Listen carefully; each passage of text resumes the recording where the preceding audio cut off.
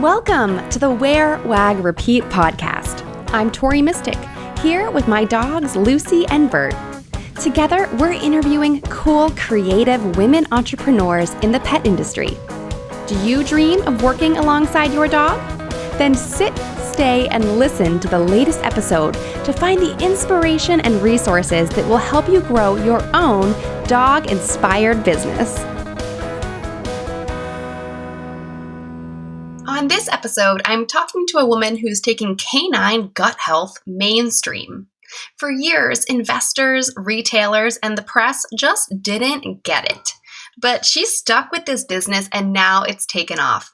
You'll hear how she markets a product that's both fun and practical, plus inspiring advice about never giving up. Meg Meyer is co-founder of The Bear and the Rat, Cool Treats for Dogs, a company that makes gut health fun with their frozen yogurt and frozen goat milk yogurt treats for dogs and cats. In a past life, she was a reality TV producer and worked at an ad agency. Now she's a dog mom and a mom to two human boys. Hey, Meg. Hi. How are you? Good. This is super fun. Thanks for having me. Of course. I'm so excited to talk to you. Some people might recognize The Bear and the Rat because, well, first of all, you have such a distinctive, memorable name, I think, for your company. And they might have seen you on Shark Tank on ABC. I've definitely seen the episode. Awesome. So I know that was like a while ago now, but they run those reruns like all the time. So for some people, it's like you don't really know when they were on. So I would love to hear about that experience. Like take us back to the early days of The Bear and the Rat when you were just getting started. And how did you end up on Shark Tank? Yeah, great question to get us started here. So yes, that was back in 2012, which is absolutely insane. Matt and I came up with the idea for the company back in 2010. And that summer, we basically conceived it at a farmer's market. And then we kept selling out and we were like, okay, we're going to make this real. So, the next year was all about selling locally. We obviously both had day jobs and all of that good stuff. So we were selling locally as much as we could while we were working full time. And then one day we received just a random email from a Shark Tank producer. And he basically said, hey, have you heard of Shark Tank? And we were like, yeah, hello. And so because I had been a reality TV producer, I knew that it was possible for, producers to reach out and to find people. So he had seen us on some random website and basically thought we would make good TV and asked us to apply. And that was crazy because when he came to us, we literally had to do this giant application and a video. And then we had to be out there in 2 weeks and tape. So clearly this is in the early days. We didn't know anything about anything. We really didn't understand the business because a frozen business is really, really tricky. If you don't know what you're doing, it's going to take many years to really understand it because distribution is hard. The supply chain is hard. Basically, everything about it is hard and expensive. And so we didn't even really understand all that. So 2 weeks to prepare was really stressful. I would imagine. Oh my gosh. But yeah, we went out and we didn't get a deal. I mean, we had only had $30,000 in lifetime sales at that point. But it was a really good experience because mainly it allowed us to, well, first of all, we did get an investor from that. So that was awesome. Like someone saw you on the show and called you afterward and was like, I love this. Yes. And he's still our partner today. Like we absolutely love him. That happened at the end of 2013. So that was amazing because that allowed us to both go full time and really start to get distributors and distribution. And the Shark Tank thing really helped us to shore up that we were not just some fly-by-night crazy company, but we were on Shark Tank and it allowed distributors to kind of take a chance on us. So that was an amazing thing because we are frozen. We really never sold online. So we didn't have like the Shark Tank effect. However, like you pointed out, we still see air on CNBC like every 6 weeks. And that's amazing, for our social channels and just for marketing and advertising in general. You you could buy it, but it would be really, really expensive. And Right. You get your money's worth from going on there because it's still running like 10 years later. yeah, it's insane. So Yeah. yeah, that's good. We don't really even put it on any of our marketing, but we love the show. And it was really an honor to be on it and very cool part of our history. So, okay, I want to ask you like off the record, even though we're recording this, but just pretend. Girl to girl here. So I watch Shark Tank all the time, and I feel like the sharks never like pet products because there have been so many good pet products on there, and they rip them to shreds, and they're awesome brands. So, like, how did that kind of impact your experience on there? Yeah, well, I would 100% agree with that. But here's the thing, and I'm going to say the bias goes much, much deeper than Shark Tank. It really goes all the way to the food industry. So, gosh, I'll reach out to journalists and say, we're going into Whole Foods nationally, like all of this stuff, blah, blah, blah. And they're like, oh, you're a dog product. We can't write about you. And it's like, but it's the same distributors that your natural foods people have, the same retailers. Why can't you write about us? So I think there's a huge bias in the industry in general about pet products, which is really insane because it's such a huge, industry. So I don't know. It's something that we've talked about a lot. And some of the journalists are super flippant about it. And they're like, well, why don't you start your own trade magazine? And I'm like, really want to do that. That's not the answer. You could be a thought leader. I'm like, well, we could, but I don't think we're going to put our energy into that. But I do think there's a really big niche for great pet brands who really aren't getting the attention that a lot of other natural foods are getting. And I think it's BS, to be quite frank. Yeah, I agree with you. And I think that like there's kind of a shift happening, and I see it in myself as I've been learning more about like my dog's nutrition and just natural products and things that don't have extra chemicals and all that kind of stuff.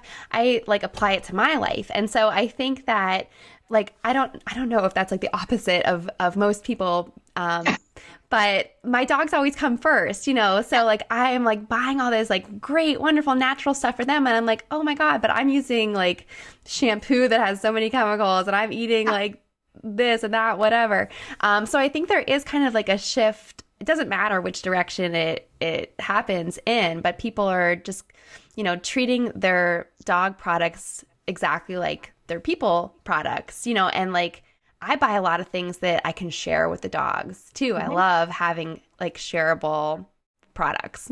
Yeah, definitely. No, that's very true. So one of the biggest trends in pet is pet products that follow human trends. Mm-hmm. And so it's constantly written about, and it's definitely something that's happening. So yeah, I don't understand why the media is still treating the pet products kind of like a redheaded stepchild. I think things need to change for sure. You're definitely doing your part to start that revolution. Well, it starts with the dog moms, It does. So there you go. That I don't know. I don't get it, but it definitely is pervasive throughout the industry. And, the more of us that there are, eventually it'll just probably start to get a little bit more mainstream. But it's very bizarre to me because I think of ourselves as a natural foods brand. I really don't think of us as a pet brand. And so because here's the thing, our product is made in a human grade facility. It's where ice cream is made. We use all human grade ingredients. So, I mean, seriously, I've tried all of the products. My husband has. We could eat it ourselves. And we do have people who like bacon and will buy it for themselves. I think that's a little bit crazy because, it's a yogurt, so it's kind of tangy. And then you have like the bacon. For me, it's not the most delicious. But actually, the banana and peanut butter is really good because there's no sugar. It's kind of like a clean tasting smoothie.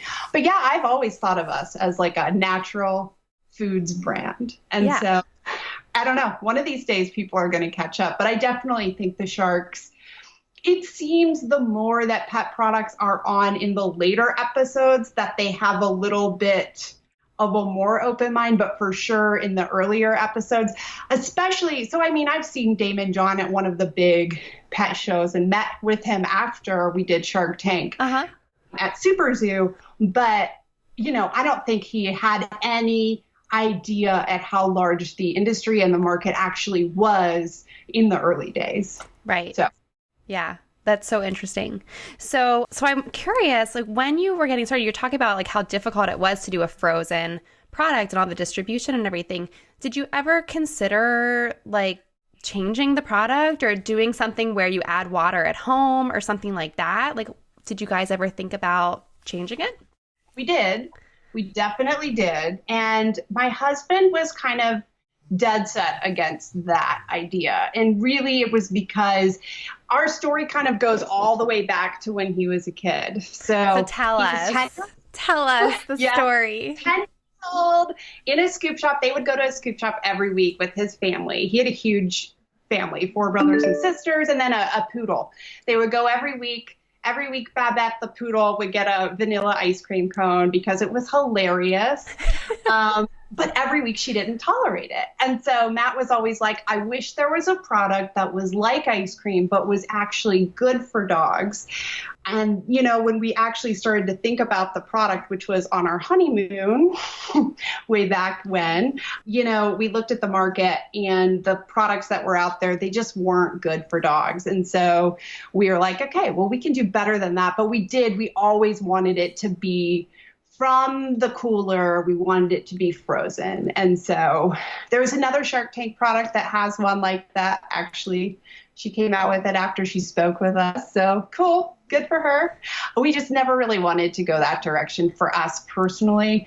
That was kind of we've been very flexible and we've made lots of changes along the way, but not with the actual format. It's always frozen.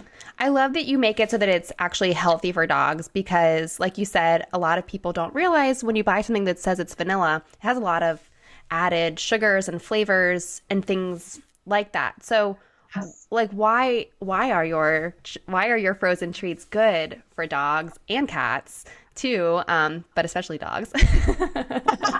Yeah, I mean, we are cool treats for dogs, let's be honest. And we have a new line that cats can have too. But okay, so our original line, which is a banana and peanut butter, a bacon and peanut butter, and a pumpkin and cinnamon line, it literally starts with a yogurt base. And what's new, we've literally just innovated this treat, which is crazy. So we are innovating and we do, even though we've had this formula a really long time, we've just taken the probiotics out and we've added something called Optigest by In Clover. So In Clover is a really respected, amazing company, female founder. She is a biochemist who has developed all of her formulas in-house. They do clinical testing and research on their products. So we've known them forever. We really believe in their products, and they have this cool line called Optigest. What it is, it's prebiotics with 4 plant-based digestive enzymes. And the whole idea is that works with the pet's native bacteria. So they're native probiotics.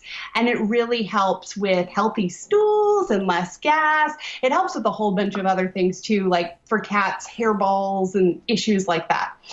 So it's kind of cool. So we've completely taken like a 180 from our approach. And really, it's because of more research that we've done. When we came out with this product, we thought, this is the probiotics, the yogurt, this makes complete sense. And then the more we met people, the more we read things, the more we were in the industry, we were like, you know what, this is actually a better format for the pets. And so we're really happy to have this. Now, it's hard to educate. It's really hard. People are always going to think that probiotics are in it, and we're going to really start doing a lot of education about it. But it's hard because people don't even really understand the basics of probiotics to begin with. And I see people in general, there's a mass bunch of people that don't really understand how it all works. So it's really cool. We're super excited about that. And then beyond that, it's just really clean, real bacon, real peanut butter without xylitol or salt or literally our peanut butter is peanuts crushed. And yeah, it's just a clean ingredient with, I think it's 7 ingredients that we use in all. So, that's awesome.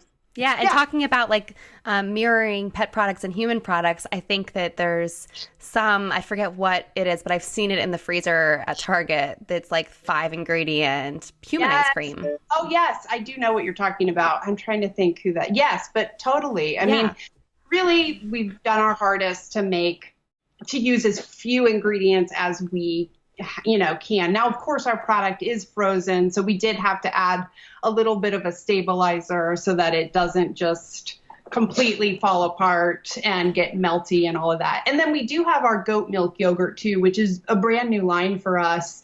That is for dogs and cats. And it also has the Optigest. So we always added the Optigest into that one because it was a new SKU.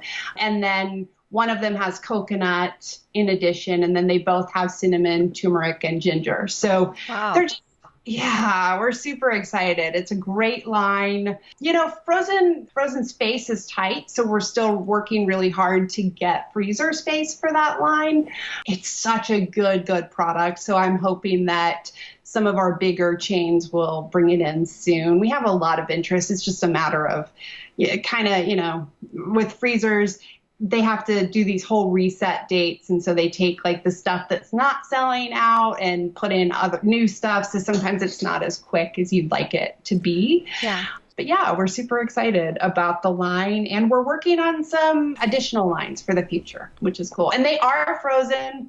We're okay, back to your question about like different formats. We did come out with a freeze-dried yogurt back in the day, and we had to discontinue it because our retailers really just, I don't know if it was a little early yet or what, but they just didn't get behind it like they got behind our other products. And so we just weren't selling through the quantities that we thought we would. It was an awesome product. Like, we loved it. It was basically freeze-dried yogurt bites for dogs. It was very cool. But yeah, all of the lines we're looking at are frozen still. So I don't know, we're kind of sadists or something. It's insane. But throughout all of the years, we finally do have this amazing facility. They're actually partners of ours, and they're so great. It's a family-owned ice cream facility, and they care about the products as much as we do. So, we all approached it. They said, yeah, of course it has to be real ingredients and not flavors. Like, that's how we approach our ice cream, and so that was a really cool thing to hear in a partner, because you definitely want to have like-minded values when you're working with someone, especially in that capacity. So we're really lucky as far as that goes, because a facility like the facility we were in before, we basically were hand packing and hand labeling and doing all this crazy stuff for years and years and years. And so we're in a much better place now, which is really exciting. Yeah, and set up to keep growing. Sorry to interrupt the interview, but I would love to see what you're doing while you catch up with the Wear Wag Repeat podcast. Take a screenshot of this episode in your podcast player, or snap a selfie with your earbuds in. Bonus points if it's on a dog walk, and share it to your Instagram stories, tagging me at @TMystic. I'll keep an eye out for mentions, and I would love to give you a shout out from my own account. Okay, now back to the episode. So you talked a little bit about like the education part. A lot of pet owners don't even know about why probiotics or yogurt or goat's milk could be good for their pets. So what have you found is like a good way to get the word out to help people discover your product? Is there some kind of marketing that you're using, or do you find you have to be like in person at an event, giving people samples or telling them about the facts of the product? What has been most effective for you? Yeah, good question. So we've kind of done a little bit of everything now throughout all of the years. When we were first really getting started, and this is before we had human kids, we did a ton of demos all the time. Like, if you look at the picture of us on the box, my husband's in it, and this is how he appeared in shows on Shark Tank too, but he's in a soda jerk costume, and he would literally go to demos as a soda jerk for dogs. So funny. And he would like be scooping out this product for them. And Yeah, that was good. But at the same time, people with pets and sampling, it can be weird because at events and stuff, first of all, dogs can be very skittish, and that can be really hard. So right now we're finding coupons are really good. Coupons are great. So getting them to our retailers to distribute in a way that just makes more sense is really helpful. And also we are very strategic about our social media. We do work with influencers. We do a lot. We focus a lot on our content, and it's hard. We don't do as much education as we probably should, and that's going to start. We're going to start changing that. But yeah, I mean, I find a lot of people are attracted to our product just because they know, wow, that's a fun product, first of all. It's like, it's like dog ice cream. It's cool. And then they look at the ingredients and they're like, oh, okay, so it's clean label. So like, that's kind of for a lot of people, our main point of entry. But then we do have some amazing retail partners who help. If a dog comes in and says, my dog has diarrhea, what do I do? We have a lot of retailers who say, take this goat milk yogurt and give it to them once a day. And everything will be groovy. So that's always really helpful too, to have. Yeah, because it's not just fun, but also practical. Yes. The retailers who we do educate a lot on the retailer side, and really, it's hard because there's constant turnover, but it's just money well spent, I think, because, they're really getting the customers who are asking about a specific issue, and then they're able to say, oh, well, you should try this. And that's really great. Yeah. It's awesome. So over the years, you've tried all these different things. I've been told that you almost went out of business a few years ago. And so, it's always a learning curve in any business that you're in. But now, not only are you like booming, but as of today, you're being distributed in Whole Foods stores nationwide. So you've really turned things around. Like, what was the key to that pivot in your business? So it's always been manufacturing for us. Has always been the thing that's held us back, because when we were hand packing and all of that, we were literally calling people all across the country for years. I'm talking like 2 years straight. I have a whole spreadsheet of all these people that we've talked to. And we just kept hearing the same things. I mean, it was either, well, we're at capacity, or we can't produce a product like that, meaning a novelty product in a cup, a small cup, or the bacon is an issue, blah, blah, blah. It was just over and over. We just could not get anywhere. And so I finally took on a full-time job, and Matt was like, he literally called Publix, which is a retailer in the Southeast. And, he called them because he had lived down in Florida. He loved that store. He knew that they carried our competitors. And so he finally got the right buyer on the phone, was able to make a meeting when we were down at a trade show. And basically we decided to sell into a big store without having the manufacturing in place. And then we went, and once they said, yes, we're going to give you space for these 2 SKUs. That's when we started calling people again and saying, hey, no, we actually really need manufacturing now, because here, look, we're in Publix. So you almost like threw in the towel, like you got another job and were like, well, I guess this isn't going to work out. Matt basically carried everything for that year, which was insane. And then, as luck would have it, what's crazy is I was laid off, and we kind of looked at things and we were like, oh, like, we're actually doing well. Like, you could go back. So we didn't even really know, because Matt was doing everything from the books to, and he just didn't have even a minute to stop and look and reflect on things. Yeah. So it was, I think he still has a little PTSD from that year. But yeah, like today's a really proud day for us to be, to go from where we were 2 years ago to where we are now. So it's really exciting. Yeah, it really is. So you're going to be in all the Whole Foods stores as of the air date of this show. People can just go to any Whole Foods. Yes. And buy some doggy ice cream. Yes. And what's even crazier about that? So we were kind of teasing it this weekend on social media, and someone in Hawaii posted, and I thought maybe she was in California for the weekend or something. I'm like, where did you get that by chance? And she's like, Honolulu Whole Foods. And I was like, holy, because I did not realize that was I thought maybe like some stores here and there, we wouldn't make it because of logistics. Because again, frozen, we weren't like shipping to Hawaii. So they I don't even know how they're going there. Must be going from California, trucking it down. But I was shocked that it was in Hawaii. So, because we're not none of our pet distributors go to Hawaii with frozen products. They do with like shelf stable. So for us, that was we were like, oh my gosh, this is amazing. So, yay. That's so exciting. So does that mean that like Whole Foods helps you with the distribution? You just kind of like get it to them and then they figure out how to get it to everywhere? Yeah. So we literally sent it to 14 warehouses across the country that they pull from for all of their stores. Wow. And then now Whole Foods is owned by Amazon, so they know how to get things places.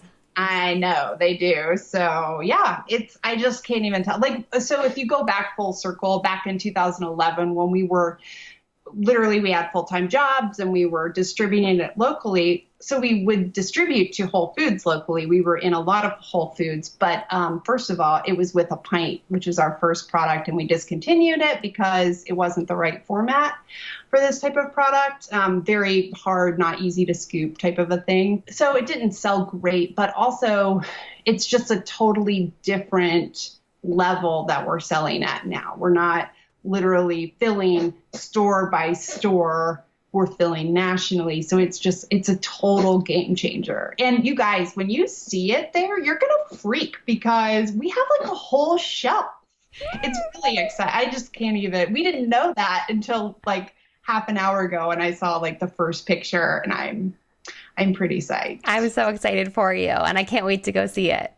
And I gotta say, like, way to hop on. So when we talked to the national Whole Foods buyer back in 2013, that guy talk about like thinking pet products were bad. And I mean, when we started talking about canine gut health, I remember he rolled his eyes, he had his hands like crossed.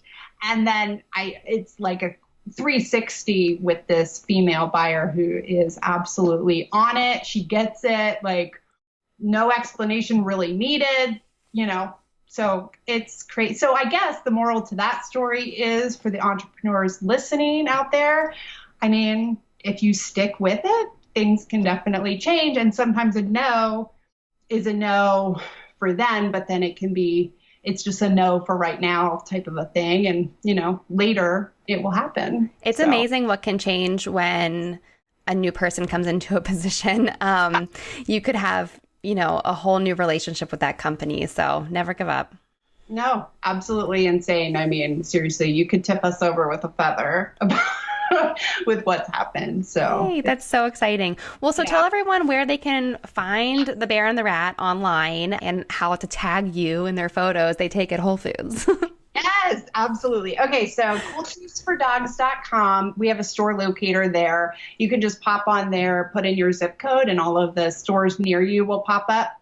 We also have that's in our bio on Instagram, which is instagram.com, and it's the Bear and the Rat is our handle. Yeah, so we would love to interact with you guys. We absolutely, social media is one of the best ways for us to stay in touch and, get feedback and really understand what's happening with our product and how people are using it. We see some crazy, cool things that people do that we never would have even thought of, like people giving their dog a cup of yogurt while they clip their nails or while they are taking a bath for dogs that are super freaked out by water.